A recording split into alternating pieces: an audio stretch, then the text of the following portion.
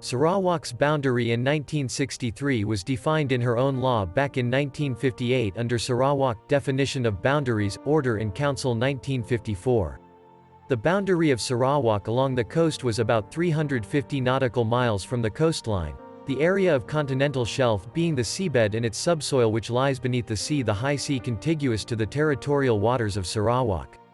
Under the guise of the state of emergency in 1969, the federal government extended the Continental Shelf Act 1966 and Petroleum Mining Act 1966 to Sarawak and Sabah by reducing the boundary of the two Borneo states to under 3 nautical and took ownership of petroleum lying beyond the 3 nautical mile by issuing 2 executive orders, namely, the Emergency Essential Powers Ordinance No. 7, 1969 and Emergency Essential Powers Ordinance No. 10, 1969 that came into force on 8 November 1969.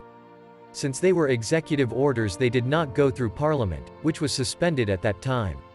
Section 4(2) of the Ordinance No. 7 stated, to quote, "For the purpose of the Continental Shelf Act 1966, the Petroleum Mining Act 1966, the National Land Code and any written law relating to land in force in Sabah and Sarawak, any reference to territorial waters therein shall in relation to any territory be construed as a reference to such part of the sea adjacent to the coast thereof not exceeding 3 nautical miles measured from the low water mark." The annulment of the state of emergency in 2011 had the effect of abolishing all the laws passed under executive orders in 6 months' time. The federal government proceeded to replace the abolished Ordinance No. 7 by passing the Territorial Sea Act 2012.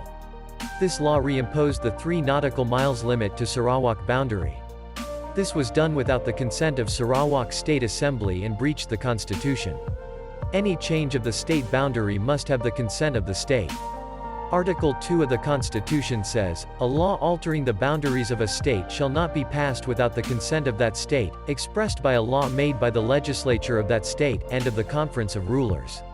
I seek the Prime Minister and all legislature to uphold the Constitution by amending the Territorial Sea Act to exclude Sarawak and also Sabah.